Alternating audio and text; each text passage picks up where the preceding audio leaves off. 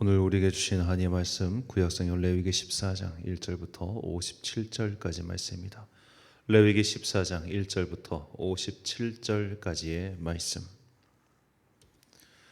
이제 봉독하겠습니다. 하나님의 말씀 경청하십시오. 주님께서 모세에게 말씀하셨다. 다음은 악성 피부병에 걸린 환자를 정하게 하는 날에 지켜야 할 규례이다. 사람들이 악성 피부병에 걸린 환자를 제사장에게로 데려가면 제사장은 진 바깥으로 나가서 그를 살펴보아야 한다.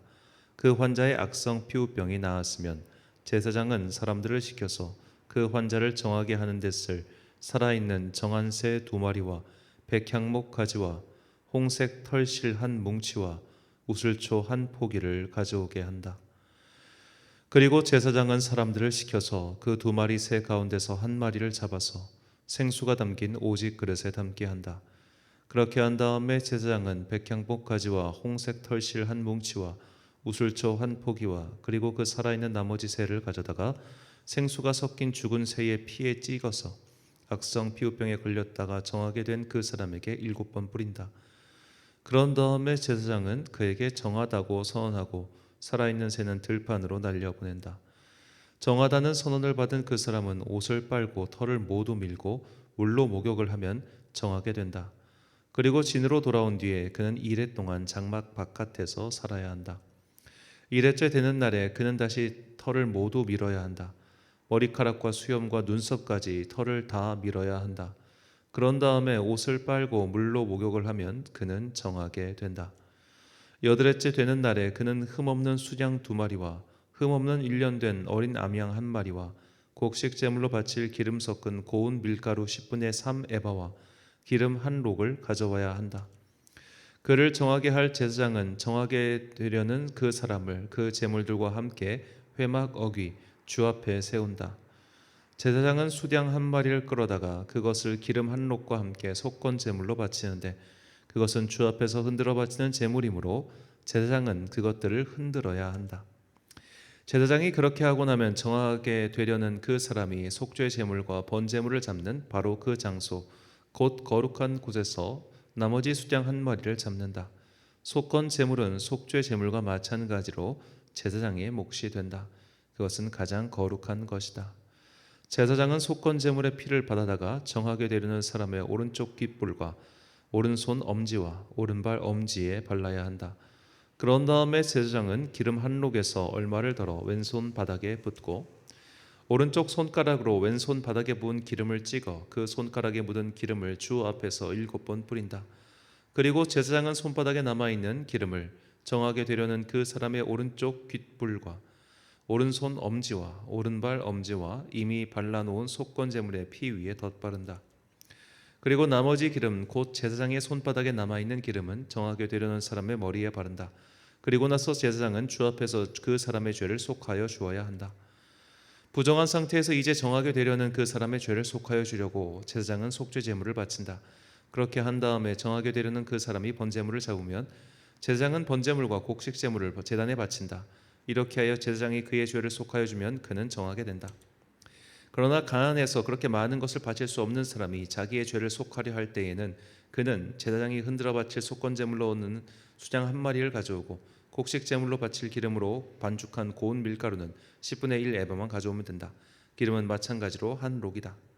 힘이 닿는 대로 산비둘기 2마리나 집비둘기 새끼 2마리를 가져다가 1마리는 속죄 제물로 다른 1마리는 번제물로 바치면 된다.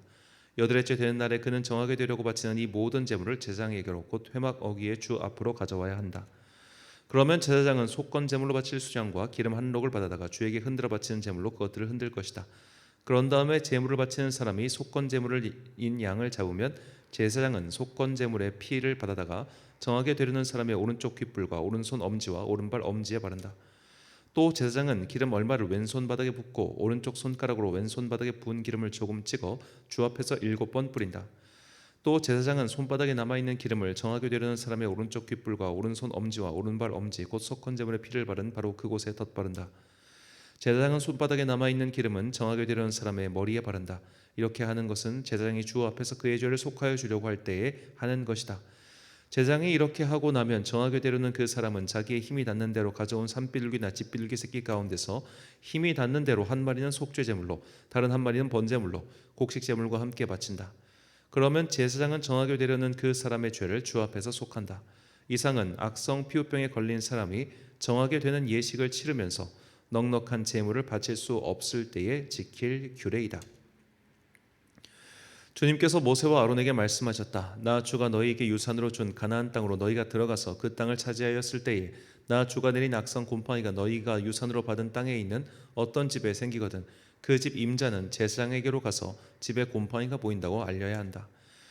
그러면 제사장은 그 곰팡이를 살피러 가기에 앞서 그 집안 사람들에게 지시하여 그 집을 비우게 하여야 한다. 그래야만 그 집안에 있는 모든 물건이 부정하다는 선언을 받지 않을 것이다. 제사장은 집을 비운 다음에 집 안으로 들어가서 살펴보아야 한다. 제사장은 곰팡이가 퍼진 곳을 살펴보아서 그 집 벽에 곰팡이가 퍼져 있고 그 자리에 푸르스름하거나 불구스름한 점이 생겼고 그 퍼진 자리가 벽면보다 우묵하게 들어갔으면 제사장은 그 집 문 바깥으로 나가고 그 집을 이레 동안 잠가두게 하여야 한다. 이레째 되는 날에 제사장이 다시 가서 보고 그 곰팡이가 그 집 벽에 퍼졌으면 제사장은 사람들에게 지시하여 곰팡이가 묻은 돌을 빼내서 마을 바깥에 부정한 곳에 버리도록 하여야 한다. 제사장은 또 사람을 시켜서 그 집 벽을 돌아가며 긁어내게 하고 그 긁어낸 흙도 다 마을 바깥에 부정한 곳에 버리도록 하여야 한다. 그러고 나면 사람들은 다른 돌을 가져다가 그 빼내버린 돌이 있던 자리에 채워놓고 다른 흙을 가져다가 그 집 벽에 발라야 한다. 돌들을 바꾸고 벽을 긁어내어 다시 바른 다음에도 곰팡이가 집안에 다시 퍼졌으면 제사장이 가서 보아야 한다. 곰팡이가 정말 집안에 퍼졌으면 그것은 건물에 생긴 곰팡이이다. 그 집은 이미 부정하게 되었다. 집 임자는 그 집을 헐고 돌과 제목과 집 건물의 흙을 모두 다 마을 바깥에 부정한 곳에 내다 버려야 한다. 특히 그 집을 잠가둔 동안 그 집에 들어간 사람은 그날 저녁 때까지 부정하다. 그 집에서 누웠던 사람은 옷을 빨아서 입어야 하고 그 집에서 음식을 먹었어도 옷을 빨아서 입어야 한다. 그러나 제사장이 가서 살펴보고 벽을 다시 바른 다음에 그 집에 곰팡이가 다시 퍼지지 않았으면 이미 곰팡이가 없어진 것이므로 제사장은 그 집을 정하다고 선언하여야 한다. 이제 그 집을 정하게 하여야 하므로 제사장은 새 2마리와 함께 백향목가지와 홍색 털실 한 뭉치와 우슬초 한 포기를 가져오게 한다. 그 집 임자가 그 2마리 새 가운데서 한 마리를 잡으면 생수가 담긴 오지 그릇에 담으면 제사장은 백향목가지와 우슬초 한 포기와 홍색 털실 뭉치를 살아있는 새와 함께 그 죽은 새의 피와 생수에 담갔다가 그것으로 그 집에 7번 뿌려야 한다. 이렇게 제사장은 새의 피와 생수와 살아있는 새와 백향목가지와 우슬초와 홍색 털실로 그 집을 정하게 하여야 한다. 그런 다음에 제사장은 살아있는 새를 마을 바깥에 들판으로 날려보낸다. 그렇게 하여 제사장이 그 집의 죄를 속하면 그 집은 정하게 될 것이다. 위에서 말한 것은 모두 악성 피부병과 백선, 옷이나 건물에 생기는 곰팡이 또는 부스럼이나 뾰루지나 어루러기에 관한 규례로서 사람이나 물건이 언제 부정하게 되고 또한 언제 정하게 되는지를 밝히는 것이다. 이상은 악성 피부병에 관한 규례이다. 아멘. 이 또한 지나가리란 제목으로 하나님의 말씀 선포하겠습니다. 듣는 분들도 참 힘드셨을 것 같습니다. 이 레위기 13장 그리고 14장 말씀이 어제도 잠시 말씀을 드렸지만 이 고대 악성 피부병 그리고 이제 오늘 우리말 성경은 곰팡이라고 번역을 했는데 이 곰팡이가 한국처럼 우리나라처럼 이 건물 천장에서 비가 새 가지고 생기는 그런 곰팡이를 뜻하는 게 아니겠죠. 거기는 비도 안 내리는데 무슨 또 집안에 곰팡이가 생기겠습니까? 어떻게 보면 이제 이런 전염병의 흔적 이런 식으로 생각하시면 되겠습니다. 그러니까 공동체 생활을 하고 또 단체로 장막에서 생활을 하면서 그 집단이 이동을 할 때 전염병이 하나 생기거나 하면 그게 얼마나 큰 일이겠습니까? 그러니까 이것에 대해서 되게 규정을 좀 상세하게 최대한 그들이 알아들을 수 있는 언어로 하다 보니까 오늘날 우리가 읽기엔 사실 너무 좀 지루하죠. 또 하지만 이런 곳에서도 주님께서 분명히 우리에게 주시고자 하는 말씀이 있을 겁니다. 정말 아무것도 필요 없는 것이었다면 성경에 실리지 않았을 거예요. 그렇죠? 자, 다음의 이야기 제가 드리는 이야기는 이 출처가 정확하지는 않습니다. 어떤 이는 탈무드, 어떤 이는 구약 성경의 주석서인 미드라시에 나온다고 말하지만 명확한 근거가 있는 말은 아니죠. 또는 페르시아 쪽의 우화라고도 합니다. 이제 말씀드리겠습니다. 어느 왕이 보석 세공사에게 다음과 같이 주문을 했습니다. 큰 전쟁에 이겨서 환호할 때도 교만하지 않게 하고, 큰 절망에 빠졌을 때에도 낙심하지 않게 하고, 언제나 용기와 희망을 잃지 않게 하는 그런 문구를 새겨 넣어라 라고 말을 했습니다. 그 왕의 인장 반지에다가 그런 문구를 새겨 넣으라는 거예요. 그래서 이 보석 세공사가 이거 어떻게 어떤 말을 써야 되나 고민을 하다가 그 나라에서 가장 지혜로운 현자에게 물어봅니다. 그러니까 현자가 이렇게 적어 놓으라고 합니다. 이것 또한 지나가리라. 이 또한 지나가리라. 자, 이 문구가 유명해진 것은 미국 대통령 에이브러함 링컨이 1859년 자신의 연설에서 인용하였기 때문입니다. 좋은 일도 지나가고 또 나쁜 일도 결국엔 지나갑니다. 그러므로 우리가 교만해서 들뜰 필요도 없고 또 의기소침해서 아무것도 못할 지경에 처할 필요도 없습니다. 좋았던 시절도 지나가겠죠. 괴로웠던 시절도 또 지나가겠죠. 그러므로 우리에게 중요한 것은 좋았던 시절에는 교만하지 않는 평정심과 또 괴로운 시절에는 이 또한 지나가리라 라면서 버틸 수 있는 인내심이 필요한 겁니다. 자, 오늘 본문은 나병 등 전염병에 걸린 사람들이나 이 가구 등이 회복하는 과정을 보여주죠. 제사장들은 이 피부병이 나았으면 나았다고 선언하는 역할을 했습니다. 이때 이런 피부병, 이런 회복의 상징이자 중요한 역할을 하는 것이 바로 우슬초였습니다. 본문 4절 말씀. 제사장은 그 정결함을 받을 자를 위하여 명령하여 살아있는 정결한 새 2마리와 백향목과 홍색 실과 우슬초를 가져오게 하고. 아멘. 자, 우슬초는 구약 성경에서 10번, 신약 성경에서 2번 나오는 단어입니다. 그런데 오늘 본문에서만 이 우슬초라는 단어가 5번 등장합니다. 그러므로 이 장의 핵심 단어, 즉 회복과 정결함에 있어서 중요한 역할을 하는 것이 바로 우슬초라는 것임을 알 수 있습니다. 자, 이 우슬초는 고대로부터 향신료와 약초로서 애용되었습니다. 우슬초의 학명은 히소푸스인데 이 우슬초에는 약간의 항균 작용이 있어서 여러 치용에 사용되었다고 합니다. 의학의 아버지라 불리는 히포크라테스도 이런 우슬초를 사용하여 염증을 치료했다고 하네요. 자, 그런데 우리가 알아봐야 될 것은 이 우슬초의 히브리어입니다. 이 히브리어는 아조브라는 단어인데 이 단어가 지나가다라는 말에서 비롯되었다고 합니다. 자, 아조브, 지나가다. 물론 다른 해석을 하는 분들도 있습니다. 그러니까 이 아조브란 단어 자체도 이제 그 페니키아 등을 통해서 헬라에서 온 그런 외래어라고 하는 또 2가지 해석이 또 있어요. 여하튼 오늘 저는 이 아조브란 단어가 지나가다라는 단어에서 어원에서 비롯되었다 그렇게 생각하고 말씀을 전개하려고 합니다. 나병에 걸린 사람들 그리고 악성 곰팡이 등이 나서 집에서 고생하는 사람들이 과연 얼마나 간절하게 회복을 바랬겠습니까? 공동체 안에 들어갈 수도 없고 사람들을 만날 수도 없고 그렇게 완전히 고립된 곳에서 내가 이대로 죽거나 혹은 정말 몹쓸병에 걸려서 끝나는 거 아닌가? 그런 염려가 분명히 있었을 겁니다. 그런 고통의 시간, 답답한 시간이 이제는 다 지나간 거예요. 지나갔어요. 그러니까 우슬초로 정결하게 된다? 그런 것들이 다 지나갔다. 하나님께서 이 시간을 나와 함께 해주셨구나. 이 고통의 시간이 이렇게 다 끝났구나 라는 감사의 그런 마음이 담겨 있겠죠. 평범한 일상을 살다가 전염병이라는 날벼락을 맞았을 때 우리가 다 겪었죠. 하지만 이 시간도 결국 이렇게 다 지나가고 있습니다.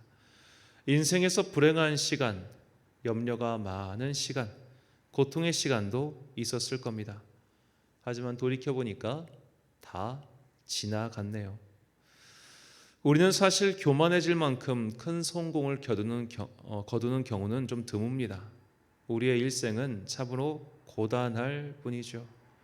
하지만 그런 괴로운 시간도 곧 지나갈 겁니다. 물론 흔적은 남겠죠. 상처의 기억도 분명히 남을 것입니다. 그러나 그것이 우리를 괴롭게 하지는 않을 겁니다. 이미 다 지나갔기 때문이죠. 우슬초에 관한 이 너무나 유명한 다윗의 고백이 있습니다. 시편 51편 7절과 8절 말씀입니다. 우슬초로 나를 정결하게 하소서. 내가 정하리이다. 나의 죄를 씻어주소서. 내가 눈보다 희리이다. 내게 즐겁고 기쁜 소리를 들려주시사 주께서 꺾으신 뼈들도 즐거워하게 하소서. 아멘. 자, 우리가 보통 읽을 때 7절은 기억을 하는데 8절은 기억을 못하죠. 우슬초로 나를 정결하게 하소서. 주께서 꺾으신 뼈들도 즐거워하게 하소서. 지금 시인이 단순히 주님 내 죄를 용서해 주세요 이런 의미에서 우슬초로 나를 정하게 하소서가 아니라는 것을 우리가 그 뒤에 나오는 문장을 보면 알 수 있죠. 인생이 어마어마한 고통 중에 있는 거예요. 그리고 시인은 은연 중에 말해요. 하나님, 이거 주님께서 이렇게 하신 거죠? 나 이렇게 괴롭게 하신 거죠? 주께서 꺾으신 뼈라는 표현 안에 그런 시인의 어떤 마음이 조금 담겨 있죠. 원망의 마음, 섭섭한 마음, 하나님 어떻게 나한테 이럴 수 있어요? 그런 마음. 그런데 우슬초로 나를 정결하게 하소서, 지나가게 하소서. 내가 이것이 지나갈 때까지 버틸 힘을 주시고, 물론 상처가 남고 흉터가 남겠지만 그것 때문에 마음이 무너지는 일이 없도록 하소서. 그렇게 말입니다. 인생이 너무나 힘들 때가 있죠. 괴로울 때가 있죠. 그러나 그때마다 주님의 은혜로 다 지나가게 하셔서 이제는 과거에 발목 잡히지 않고 과거의 상처에 너무 슬퍼하다가 괴로워하지 않고 지나간 것은 지나간 대로 또 지금의 깊은 것에 너무 취하지 않으며 항상 겸손하게 그리고 스스로를 괴롭히지 않게 그렇게 살게 하소서. 이것이 시인의 고백이며 또한 우리의 고백이 되어야 합니다. 사랑하는 천안광성교회 성도 여러분, 그리고 이 새벽을 함께 깨우고 계신 귀한 주님의 자녀 여러분, 벌써 한 해가 이렇게 다 지나가고 있습니다. 한 해 동안 좋았던 일도 있었고 슬펐던 일도 있었을 겁니다. 괴로운 시간도 있었고 또 행복한 시간도 있었을 겁니다. 이런 것들이 다 지나갔습니다. 그러므로 과거에 허덕이지도 마시고 영광에 취해 있지도 마십시오. 자신을 참소하고 괴롭게 하는 것은 마귀가 좋아하는 행동에 불과합니다. 스스로를 괴롭히지 마시고 주님의 은혜와 용서를 구하고 또 그것을 체험하시기 바랍니다. 재판장이 용서를 했는데 왜 피고가 스스로 감옥에 들어가려고 합니까? 우슬초로 정결하게 하사 이 부서진 뼈들도 행복하게 해달라는 이 시인의 간구를 기억하시고 이 또한 지나가리라라는 진리의 격언을 잊지 않고 힘차게 어려움 가운데서 포기하지 않고 살아가는 여러분과 제가 되시길 주님의 이름으로 축원합니다. 기도하겠습니다. 사랑과 풍성하신 아버지 하나님, 바깥에 많은 눈이 내리고 있습니다. 또 날씨도 다시 또 추워집니다. 뜻하지 않은 생각하지 못한 이 겨울의 많은 눈과 또 추위. 주님, 그러나 이런 시기도 곧 지나가고 우리는 다시 뜨거운 여름을 맞이하게 될 것입니다. 그러므로 추울 때도 이 또한 지나가리라 생각하고 더워서 힘들 때도 이 또한 지나가리라 그렇게 생각하면서 인생을 한 걸음 한 걸음씩 걸어가는 주의 자녀들 되게 하여 주옵소서.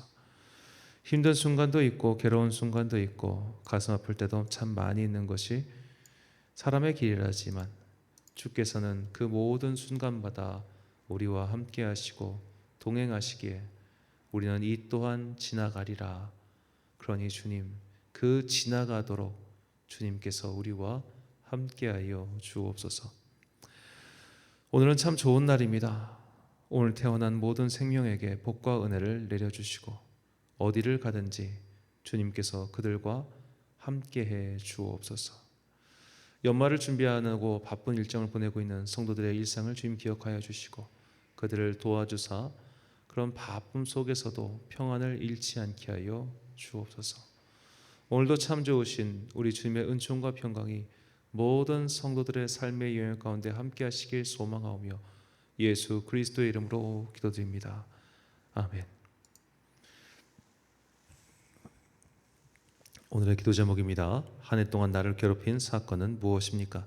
또 한 해 동안 나를 가장 기쁘게 했던 순간은 무엇입니까? 이 또한 지나간다는 진실을 가슴에 새기고 흔들리지 않는 마음을 달라고 기도하십시오. 오늘 주신 기도의 제목 가지고 기도와 묵상에 힘쓰는 하루 되시길 바랍니다. 기도하겠습니다.